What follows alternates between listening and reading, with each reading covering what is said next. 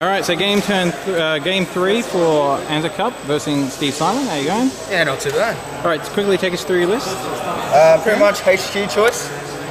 Over here we have a Terminator Librarian.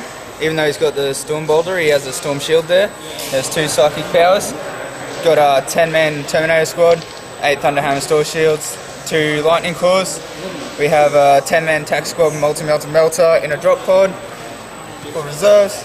Over here we have Thunderfire Cannon with his Tech Marine, 10-man Tack Squad here, Las Cannon, Plasma Gun, Storm Boulder Chainsaw for the Sergeant, and Aegis Defense Line with Quad Gun. Also have Centurions, even though they have the Grav Cannons. These 2 are Las Cannons and this one's a Grav Cannon. And finally we have my 5-man Scout Squad. Yeah, so the Scouts did work because this mission it's a little bit different. And I was going to go for the full surrounds, as you can see. He's deployed in the middle and I'm going on both sides.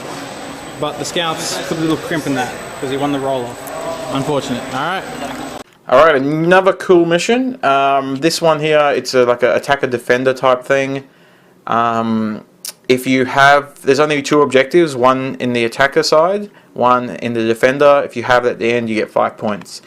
So the defender deploys in the center. You've got like 18-inch radius or 36-inch diameter right in the center. And the attacker come in from the sides, the 2 different sides, is where they can deploy. Now, getting into it, like I thought this was like the most cinematic game, or like a thematic game. I really enjoyed it.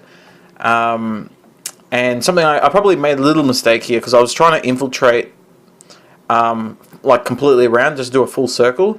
And because of the deployment map, I could have deployed, like, it's like a mini hammer and anvil. I could have deployed on both sides, and I didn't. I chose to infiltrate with everything else. And I lost the roll-off on infiltrate, so he actually managed to infiltrate a unit of scouts down the bottom here, which prevented me deploying some Gene Stealers there, which was a mistake on my behalf.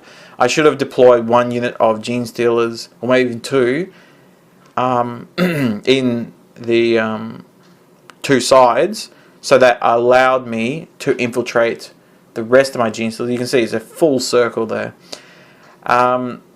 So again, I love this mission, and I love the actual game itself because this was Space Marines hiding out in this, wrecked out Sky Shield landing pad, and I've got Gene Stealers on every single side and Lictors. Like, so I'm just fully circling this thing.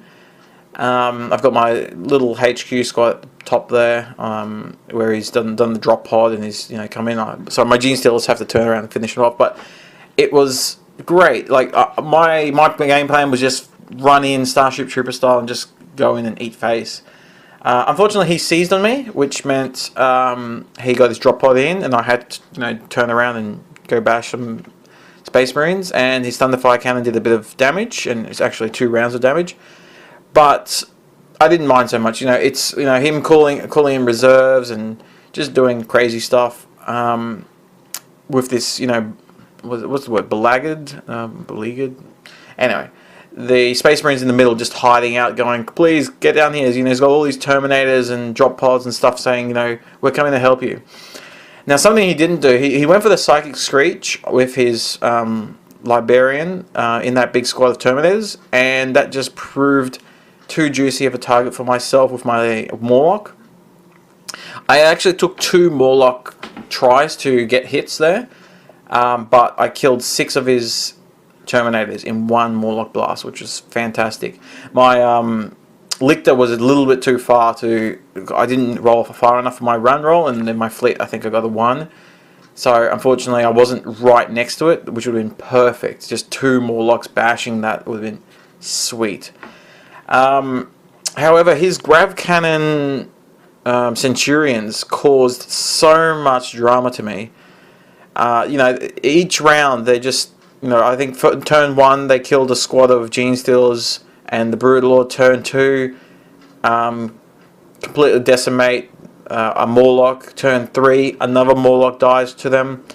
Really painful.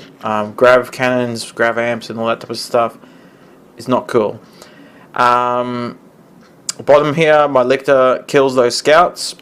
on the charge. So lictors are actually pretty good in combat. Like they can like just deep strike or infiltrate and just take care of those little squads. So like Kroot or you know, little group of scouts or whatever. So I actually don't mind lictors. I don't know if they're that super competitive, but I did quite a few times, and you can see here I've just deep struck right in the center of the table. I deep struck Death Leaper onto the quad gun because there was space, and then I used the quad gun to shoot it, like to shoot them. And I did that 3 times in this tournament where, you know, there would be a bit of space next to a quad gun or next to someone, and my lictors would just deep strike on the quad gun without scattering, and then use it straight away to shoot.